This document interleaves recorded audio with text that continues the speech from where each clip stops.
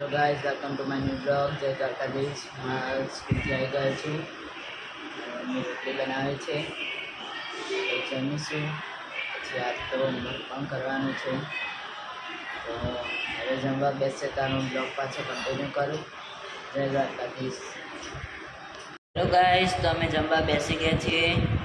મમ્મીએ કારેલાનું શાક બનાવ્યું, પણ કારેલા મને ભાવતા નથી, એટલે હું કાલ રાતની કાજુ કરી જ ખાઉં છું.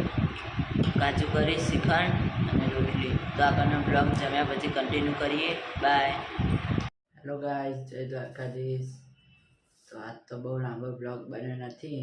બપોરે હોમવર્ક પતી ગયું હતું, પછી સાંજે થોડી વાર નીચે ગયો. અત્યારે મમ્મી રસોઈ બનાવે છે, તો રસોઈ બની જાય પછી જમીને સૂઈ જઈશ. સવારે સ્કૂલ પણ સવારની છે એટલે વહેલા ઉઠવાનું હોય, એટલે આજનો બ્લોગ હું બહુ લાંબો નહીં બનાવી શક્યો, પણ આવતીકાલે હું બ્લોગ કમ્પ્લીટ બનાવીશ આખો. એટલે આજનો બ્લોગ થોડો મિની બ્લોગ હશે. હવે જમવા થોડી વારમાં બેસીશું, પછી જમીને સૂઈ જઈશું. જય દ્વારકાધીશ ગાઈઝ.